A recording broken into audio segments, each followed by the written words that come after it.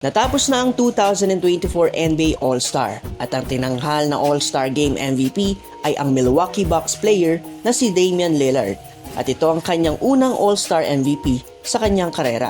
Sa mga nakalipas na taon sa kasaysayan ng liga, tila may kita sa listahan na ito ang mga iba't ibang player na nakasungkit ng All-Star Game MVP. Ngunit, meron nga bang player na may pinakamaraming nasungkit na All-Star Game MVPs? Sino kaya ang player na ito at ilan ang kanyang nasungkit sa nasabing parangal?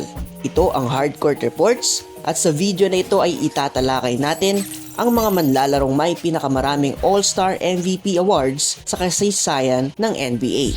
Mayroong 6 na manlalaro ang nakasungkit ng 3 o higit pang All-Star Game MVP awards. At sa mga manlalarong ito, mayroong 4 na nagkaroon ng tig-3 NBA All-Star Game MVP.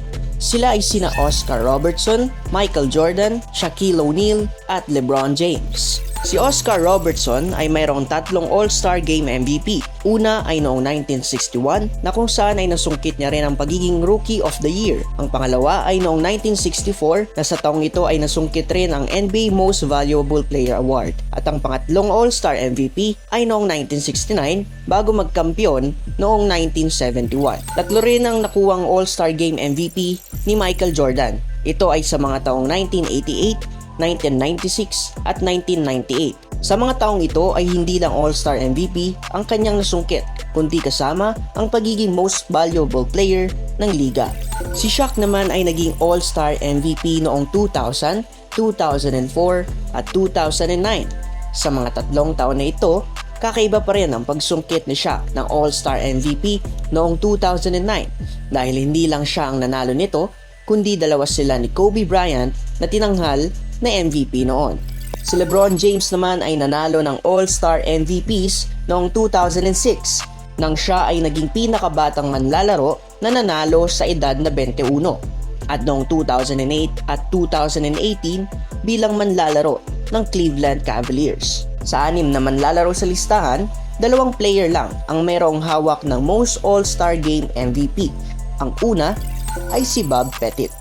Si Bob Pettit ay mayroong 4 na All-Star MVP na nasungkit sa kanyang karera at ito ay sa mga taong 1956, 1958, 1959 at 1962. Sa mga taong ito, nakasungkit rin si Bob Pettit noong 1958 ng kampyonato at noong 1959 naman ang pagiging NBA Most Valuable Player Award. At ang panghuling player na siyang mayroong pinakamaraming All-Star MVP ay ang Los Angeles Lakers legend na si Kobe Bryant. Silang dalawa ni Bob Pettit lamang ang tanging mga manlalaro na nanalo ng 4 na All-Star Game MVP awards. At nasungkit naman ito ni Bryant noong taong 2002, 2007, 2009 at 2011. Sa mga taong ito, ipinakita ni Kobe ang kanyang pagiging mahusay na manlalaro sa mga All-Star Game.